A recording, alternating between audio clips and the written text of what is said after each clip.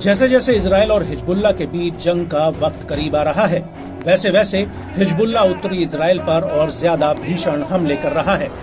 उत्तरी इजराइल का शायद ही कोई ऐसा कोना बचा हो जहां पर हिजबुल्लाह ने हमले न किए हों। और अब इसी कड़ी में हिजबुल्लाह ने इजरायली सेना पर कई सिलसिलेवार हमले किए हैं। हिजबुल्लाह ने आईडीएफ की अल मलीकिया मिलिट्री साइट पर एक आत्मघाती ड्रोन से हमला किया, जिससे आईडीएफ के इस बेस का एक हिस्सा पूरी तरह तबाह हो गया और यहां पर आग लग गई। इसके बाद हिजबुल्लाह ने अल राडार मिलिट्री साइट पर आईडीएफ के जासूसी उपकरणों को भी निशाना बनाया और इसके 5 मिनट के बाद हिजबुल्लाह के लड़ाकों ने अल राहेब मिलिट्री साइट पर ताबड़तोड़ हमले शुरू कर दिए। हिजबुल्लाह का कहना है कि उसके इस हमले में आईडीएफ के सैन्य उपकरणों को भारी नुकसान हुआ है।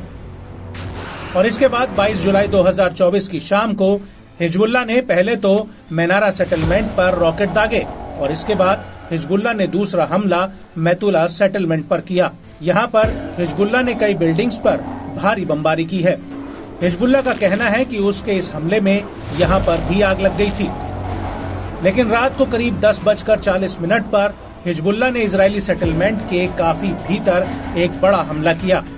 यहाँ के जुरैल सेटलमेंट पर हिजबुल्लाह ने ग्रेड टाइप रॉकेट दागे हैं, जो उस सीमा रेखा से महज 5 किलोमीटर दूर हैं, जहां से इजरायली सेना पीछे हटी थी। बड़ी बात यह है कि ये पहली बार है जब हिजबुल्लाह ने जुरैल सेटलमेंट के इतने भीतर हमला किया हो। वहीं दूसरी तरफ इजराइल के चैनल 14 ने अपनी एक रिपोर्ट में कहा कि कई रॉकेट जुरैल में गिरे, जिसमें एक बिल्डिंग क्षतिग्रस्त हुई है। वहीं इजराइल की येनेट न्यूज वेबसाइट ने अपनी रिपोर्ट में कहा कि इस हमले में सेटलर्स के घायल होने की खबर भी है। आपको यहाँ पर ये भी बता दें कि अभी तक इजरायली सरकार ने जुरैल सेटलमेंट को खाली करने को लेकर कोई भी आधिकारिक आदेश जारी नहीं किया है और अब हिजबुल्लाह ने इसका फायदा उठाते हुए यहाँ पर हमले शुरू कर दिए हैं।